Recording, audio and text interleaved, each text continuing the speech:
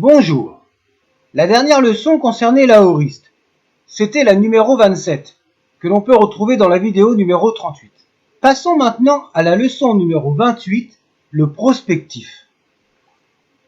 Un verbe opérateur est un verbe qui consiste à la réalisation d'une seconde action introduite par la conjonction que. Cette seconde action est appelée en français proposition subordonnée complétive.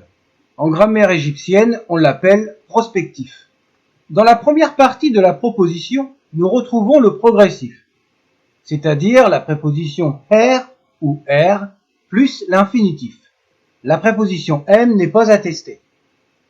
Dans la seconde partie, introduite par la conjonction que, les verbes peuvent être modifiés. Les verbes appelés de littéraires peuvent être précédés du i que l'on appelle prothétique, c'est-à-dire placé avant. Les verbes faibles, INF, se terminant vocalement par i ou ou, peuvent avoir la terminaison verbale y. Les verbes géminés ne montrent pas de réduplication. Une exception est connue pour le verbe voir, maa. Parmi les verbes irréguliers, ready devient simplement d. Iwi devient yut et ini devient inet. Le verbe opérateur le plus courant en ancien égyptien est ready, faire en sorte que, accorder que, etc. L'infinitif est redet. Avec la traduction du verbe faire, s'il n'y a pas de sujet dans la complétive, on trouvera l'équivalent de faire quelque chose. Voyons ces exemples afin de mieux comprendre. Yui her redet deres repepu. Je fais en sorte qu'elle repousse les étrangers. La syntaxe reste celle que l'on a vue jusqu'à présent, c'est-à-dire que le sujet se place après le verbe dans la subordonnée. Variante avec le i prothétique pour le verbe de littéraire, Yui her redet ideres repepu.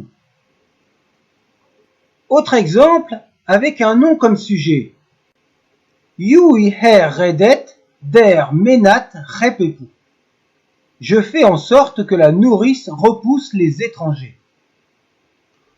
Voyons un autre exemple avec le futur proche exprimé par la préposition er qui correspond à l'allatif et l'utilisation du verbe irrégulier ini qui devient inet. Yusen er redet inet behesu hena ibu. Ils vont faire en sorte d'amener les veaux et les chevreaux. Ou alors, ils vont faire amener les veaux et les chevreaux. N'ayant pas de sujet pour le verbe amener, on peut traduire par notre équivalent de faire quelque chose. Et un dernier exemple, avec un autre verbe opérateur, le verbe gemi, constater. Yui her gemet aha rewi. Je constate que les deux compagnons s'affrontent. Ces exemples expriment donc une action en cours puisqu'elle commence par la particule d'énonciation you. La subordonnée complétive peut se trouver également dans une exclamation, avec ou sans mec, ou un passé. Oui, her redet deres repepu. Je fais en sorte qu'elle repousse les étrangers. Weni her redet deres repepu. Je faisais en sorte qu'elle repousse les étrangers. La négation du prospectif ou de l'infinitif se forme au moyen du verbe auxiliaire tem, un de littéraire, ou sa variante. Comme on l'a pu fréquemment constater, le pronom suffixe est toujours placé après le verbe. Le verbe qui est nié dans la phrase peut avoir comme terminaison ou que l'on mettra entre parenthèses. Ce type de négation est utilisé principalement dans le contexte où l'action, qu'elle soit présente au passé ou au futur, celle-ci ne sera pas modifiée. On parle dans ce cas d'une action accomplie. Exemple, Yui her tem deru es repepu. Je fais en sorte qu'elle ne repousse pas les étrangers. Même si l'action est présente, la négation employée ici indique qu'aucun changement n'aura lieu. Peu importe la situation, la personne ne repoussera pas les étrangers. Nous avons vu l'allatif qui correspond en français au futur proche, le verbe aller, suivi d'un infinitif. La négation de l'allatif correspond en égyptien à une forme appelée prospectif négatif. Dès le début du Moyen Empire, cette négation se forme avec nen, suivi du verbe et de son sujet. Le verbe peut prendre les mêmes modifications que l'on a vues précédemment. Voyons à travers ces exemples les formes de l'allatif et du prospectif indiquant sa négation. Yui er uba ju. Je vais explorer les collines. Forme de l'allatif. À la forme négative, nous avons nen uba i ju u. Je ne vais pas explorer les collines. Si le sujet est un nom, il se placera après la forme verbale. En exemple, nen uba smenti ju. L'émissaire n'explorera pas les collines. Autre exemple avec le verbe der, repousser. Nen der reftiu semauen. Les ennemis ne repousseront pas nos alliés. Avec un verbe INF, exemple avec fedi, cueillir. Nen fedek, nen ni hererut. Tu ne cueilleras pas ces fleurs. Ou avec la variante verbale en Y, nen fedik, nen ni hererut.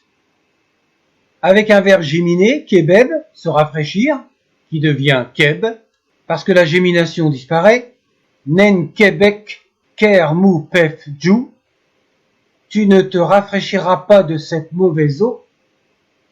Autre exemple, en prenant le verbe ma voir, qui devient ma, nen maef shenit hena keri.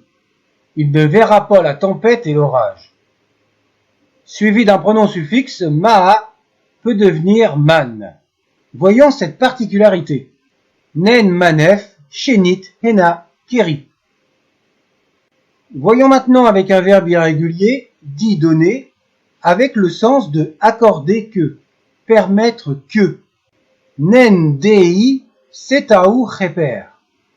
Je ne permettrai pas qu'un crime se produise.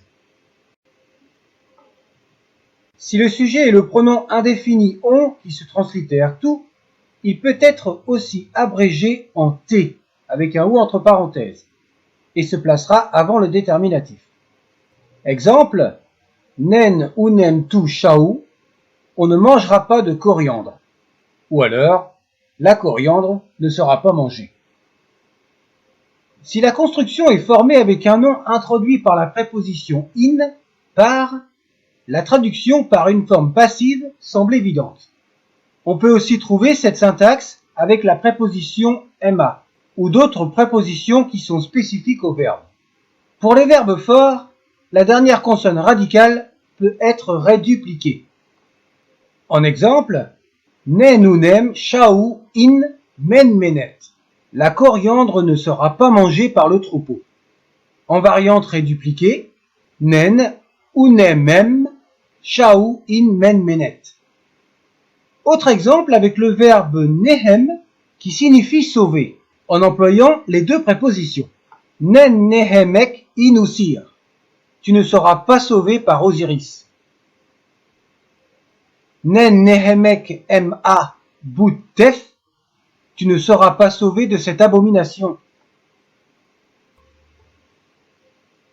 Un souhait, un désir ou toute autre syntaxe équivalente exprimée par une exclamative s'appelle en égyptien le prospectif autonome. Les traductions en français se rendent généralement par la forme puissais-je, puisses-tu, puisse-t-il, etc. Dans ce cas, le verbe principal se retrouve directement en début de phrase. La seule modification n'est connue que pour les verbes de littéraires qui peuvent être précédés du i prothétique. Exemple pour la première personne. Seperi er jedou. Puissais-je parvenir à Busiris?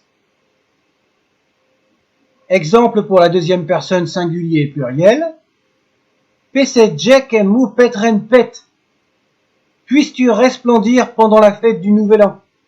Ou selon le contexte, resplendis pendant la fête du Nouvel An. Yarten en necheru. Puissiez-vous être bénéfique aux dieux? Employé ici avec le i prothétique. Et exemple pour la troisième personne et également un nom, Repefem ba hachat, qu'elle meurt devant la foule, ou puisse-t-elle mourir devant la foule. Sem sunu nekenef, que le médecin soigne sa blessure. La négation du prospectif autonome se forme au moyen du verbe auxiliaire négatif imi ou de sa variante. Dans la translittération, on écrira simplement im. Les verbes qui sont au négatif suivent les mêmes modifications que le verbe tem. Exemple, im seperu semaouim, que les alliés n'y parviennent pas. Imi seperu er jedu, puissais-je ne pas parvenir à Busiris. Imes wenen mem reftiu, puisse-t-elle ne pas être parmi les ennemis. Dans ce dernier exemple, le verbe être s'écrira toujours wenen. La particule enclitique ou sa variante a, peut servir également de négation à la place du verbe auxiliaire négatif imi. Exemple, seperi ouim, puissais-je ne pas y parvenir. Seper ou semaouim, que les alliés n'y parviennent pas. Nous arrivons à la fin de cette vidéo. Il y avait beaucoup de choses à savoir. La prochaine, la vidéo numéro 44, l'impératif.